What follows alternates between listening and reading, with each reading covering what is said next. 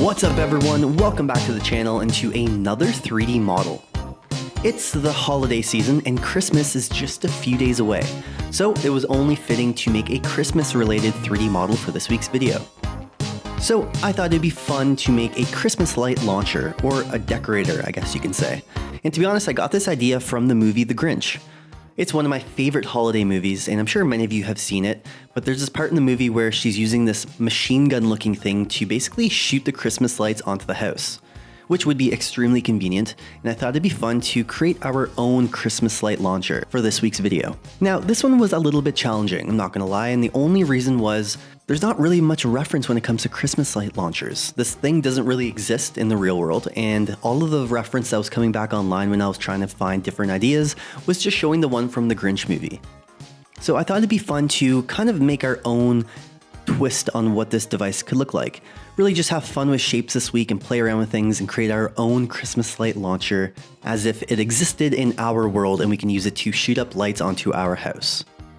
Now, this week's video is just going to be a time-lapse speed modeling video. It's the holidays and I'm off of work, and I didn't want to spend too much time on my computer, so we're going to try to get through this one as quickly as possible. Now, don't forget you can find the full video in real time, along with all the working files, and it will all be available on my Patreon page, which you can find in the link in the description below. Alright, so like I said, we're just going to be making shapes. I really didn't know exactly how I wanted it to look. I just pulled up random references online from random Christmas related kind of light launcher ideas or anything that would just come up on Google Images.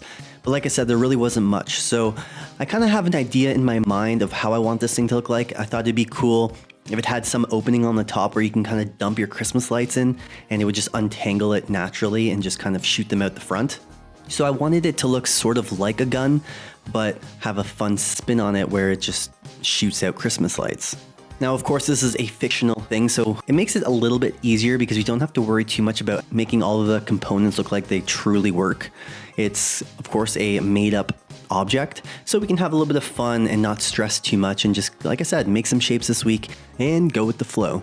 Now, because I don't have a lot of references and I can't find any real-world objects to work off of or to use as reference, this one's going to take a little bit longer than I was originally planning, and just because I had to basically experiment with some things, I changed some stuff along the way and ended up moving back to other objects and reworking them. Like I said, having this approach with not too much reference to work off of does make it a little bit tricky at times when you're unsure of how the objects should fit together, but it also makes it really fun and you get to experiment and be a little creative. This is also going to be the last video of the year, which is kind of crazy. This whole year went by so fast, but I just wanted to give a shout out to everyone that's reached out, followed my videos, commented, all my Patreon members, everyone that's helped support my page and helped support my artwork. There's so many of you I can think of that have been continuously supporting me from the very beginning. So I just want to give a shout out to everybody who has subscribed, helped support in any way. It really means a lot. And I just want to thank you for a really fun year. That being said, I feel like we're also just getting started. And I have a lot of new ideas that I want to make for next year's videos. But we'll go over that later on in January when next year approaches. For now, we just got to wrap up this year in a fun way. So enough of me talking and dragging on this video, let's start playing around with some shapes and let's slowly piece together our Christmas light launcher.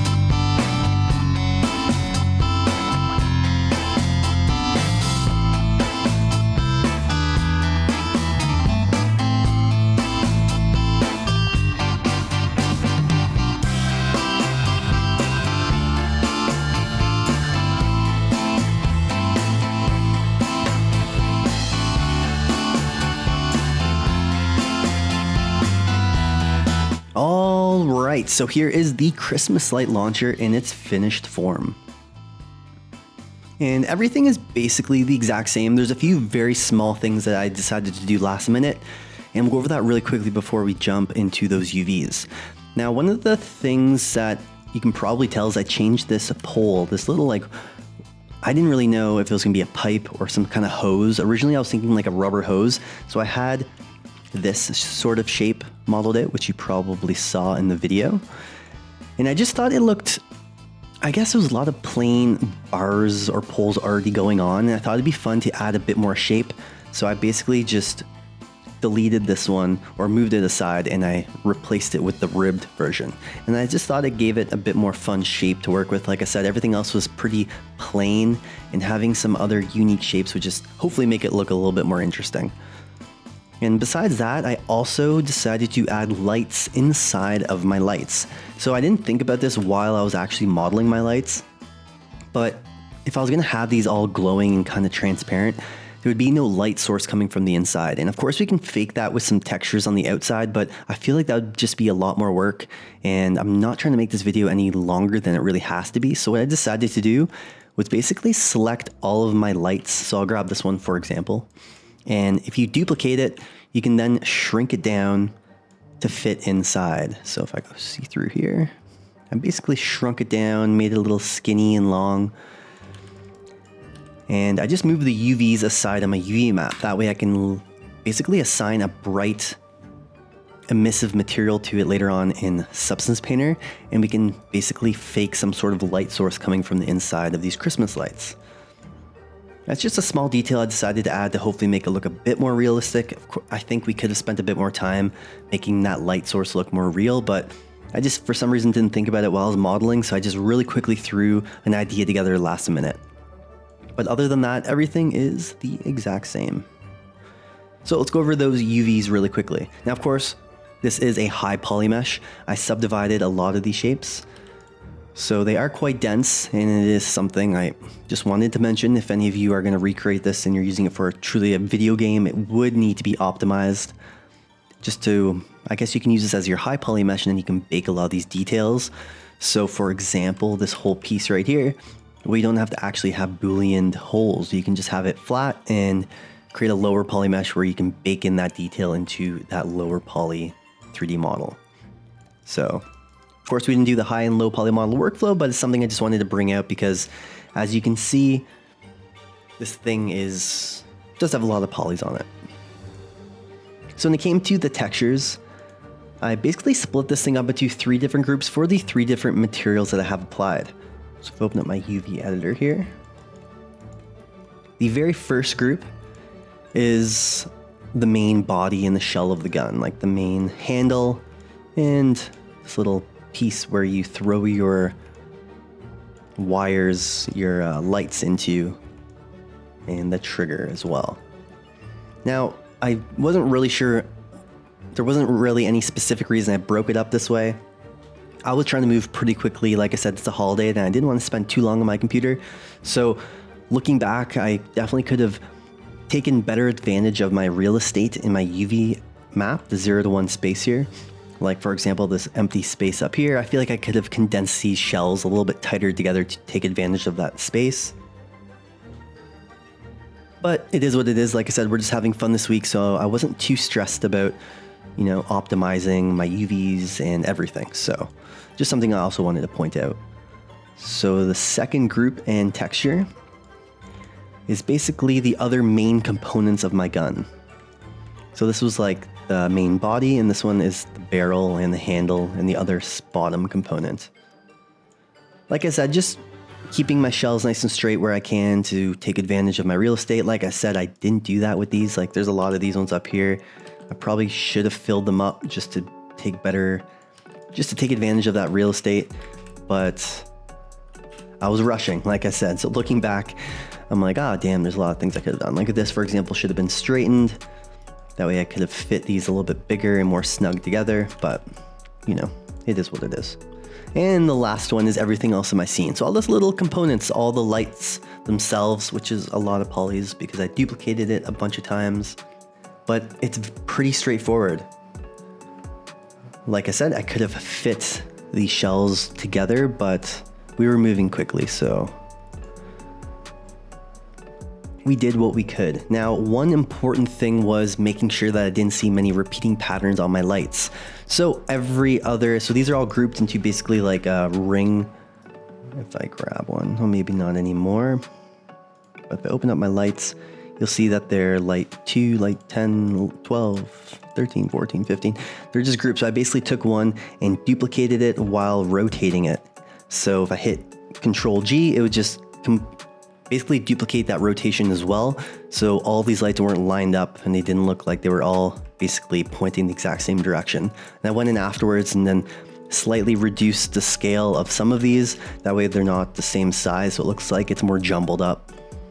And with this clear plastic shell around it, I knew you wouldn't see too much.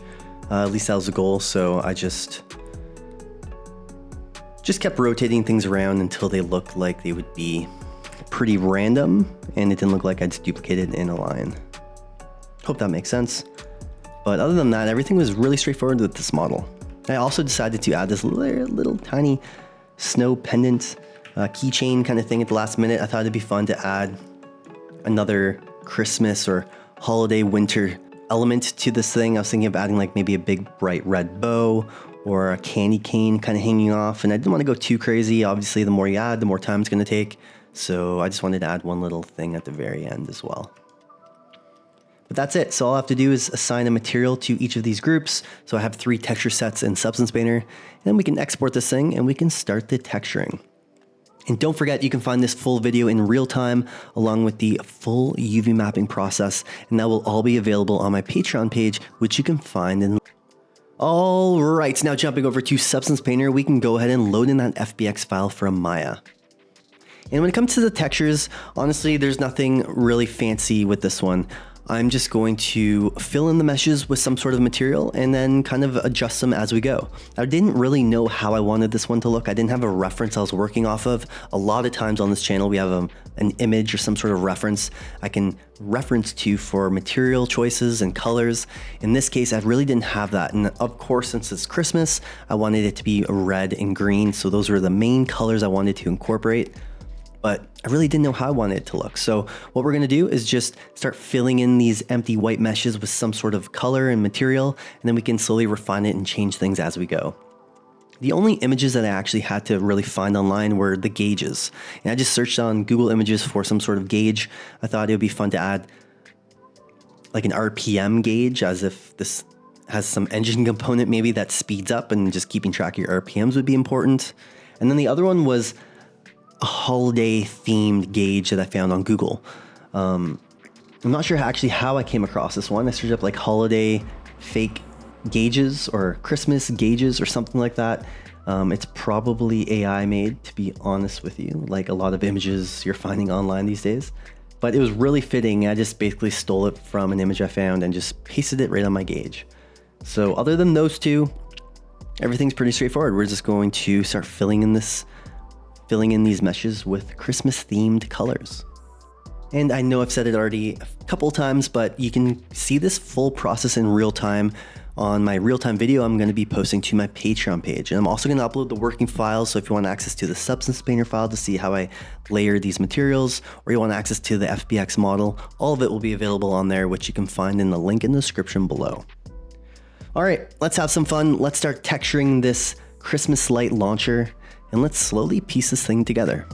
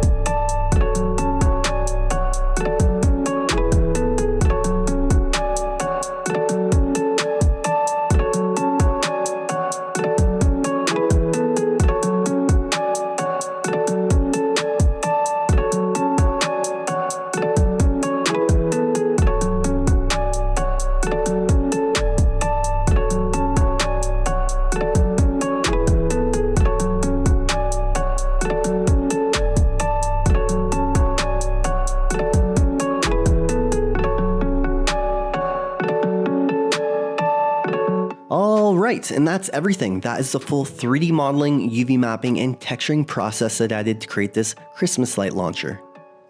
I really hope you guys enjoyed this week's video. If you did, let me know in the comments. It was a lot of fun to make. To be honest with you, it turned out quite different than I originally imagined it. It's funny when you're not working directly off reference how things change along the way as you slowly refine shapes and think of new ideas. So I'm still really happy with it. Like I said, it turned out different and definitely get some Christmas vibes from it, which was the whole goal. So I really hope you guys enjoyed it. And really quickly, before we wrap up the last video of the year, I just want to give a really big thank you to everybody who has helped support me this year. Whether you've been watching, commenting, sharing, everybody who's watched my videos, supported me on Patreon, or just followed along on Instagram, you've really all helped make this possible. And I'm extremely grateful for all of your support. So yeah, thank you to everyone who's helped support me. I really appreciate you guys, and I'll see you all in the new year. All right, happy holidays, everyone.